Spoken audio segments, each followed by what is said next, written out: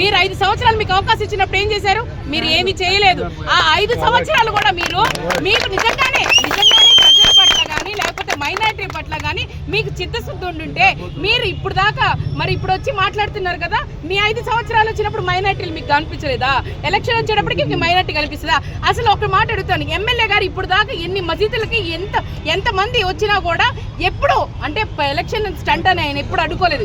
ఎప్పుడు వచ్చినా కూడా ఏదన్నా నాకు ఇది కావాలి, నేను మసీద్ కడుతున్నాను, లేకపోతే నాకు ఇది కావాలి, ఇది హెల్ప్ చేయండి అని అంటే నిరంతరం ఆయన ఎప్పుడు వచ్చినా కూడా ఆయన సొంత డబ్బులతో, ఇప్పుడు కూడా చెప్తున్నాను, ఒక్కొక్క రూపాయి మేము సంపాదించిన డబ్బులతోనే కట్టాం. మీరు కబ్జాలు అది ఇది అని అంటున్నారు, ప్రూవ్ చేయండి. ప్రూవ్ చేస్తే నేను మా నాన్న రాజకీయ సన్యాసం తీసుకుంటాం. మీరు ప్రూవ్ చేయలేదు, ఎందుకంటే మేము ఎక్కడ కూడా కబ్జాలు కానీ ఇలాంటివి చెయ్యము. మాకు అవసరం లేదు. మాకు దేవుడిచ్చిన ఆస్తులు ఉన్నాయి, మాకు దేవుడు వచ్చిన విలువలు, నైతిక విలువలు ఉన్నాయి. మాకు ప్రజాసేవ చేయాలని ఒక ఆలోచన తప్ప ఇంకేమీ లేదు. సంవత్సరం నుంచి నేను తిరుగుతున్నాను, మీరు 5 సంవత్సరాల నుంచి 10 సంవత్సరాల నుంచి తిరుగుతున్నారు. ఎందుకు ప్రజాదరణ మా మీద ఉందంటే మేము ప్రజల కోసమే ఆలోచిస్తాం, వాళ్ళ మంచి కోసమే ఆలోచిస్తాం. మాకు రాజకీయాలు ఎమ్మెల్యే పదవులు మాకు కాదు. మాకు కావాల్సింది సేవతత్వం ఒక్కటే.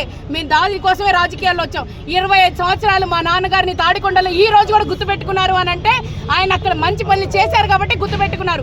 ఈ రోజు 10 సంవత్సరాలు మచ్చలేని మనిషి ఎవరైనా అన్నారా అంటే ముస్తఫా గారు అని ఎందుకు అంటున్నారంటే ఆయన ఎవరిని కూడా ఇబ్బంది పెట్టలేదు, ఏ చిరు వ్యాపారిని ఇబ్బంది పెట్టలేదు, ఏ కమ్యూనిటీని ఇబ్బంది పెట్టలేదు. కమ్యూనిటీ హాల్ కోసం ఈ రోజు ప్రజలు ఎవరు వచ్చినా కూడా ఏ విషయానికి వచ్చినా కూడా ఆయన నిరంతరం కృషి చేస్తూనే ఉన్నారు. అదే విధంగా చేస్తూనే ఉంటాము.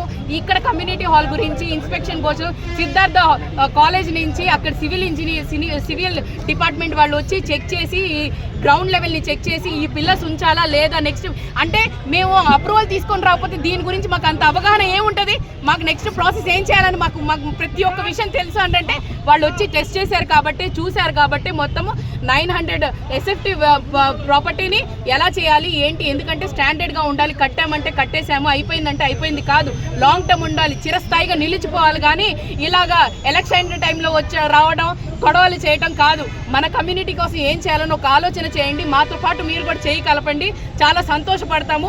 1 రూపాయి మీరు ఇవ్వగలిగితే మీకు నిజంగానే 1 రూపాయి నేను అడుగుతుంది, మిమ్మల్ని ఏమి లక్షల రూపాయలు అడగట్లేదు. 1 రూపాయి మీరు దానధర్మాలు చేస్తే దేవుడి దయ వల్ల బాగానే ఉంటుంది. రానున్న రోజుల్లో ప్రతి ఒక్కళ్ళు గుర్తుపెట్టుకోండి, ముస్తఫా గారు ఎలాంటి వ్యక్తి, ముస్తఫా గారి కుటుంబం ఎలాంటి వ్యక్తి, ఆయన దగ్గరికి వెళ్తే ఏం మంచి జరిగిద్దని వాళ్ళందరికీ తెలుసు. ఎన్ని గొడవలు పెట్టుకున్నా అది దేవుడు చూస్తున్నాడు కాబట్టి దేవుడు ఖచ్చితంగా బుద్ధి చెప్తాడు. ఎవరు ప్రజల మనిషి, ఎవరేమో రాజకీయ మనిషి అనేది ప్రజలకి తెలుసు. ఖచ్చితంగా దానికి బుద్ధి చెప్పే టైం ఒక 45 రోజుల్లోనే ఉంది. ఖచ్చితంగా గుర్తుపెట్టుకోండి, రానున్న రోజుల్లో మంచి చేసే వ్యక్తికే ప్రజలందరూ తోడుంటారు.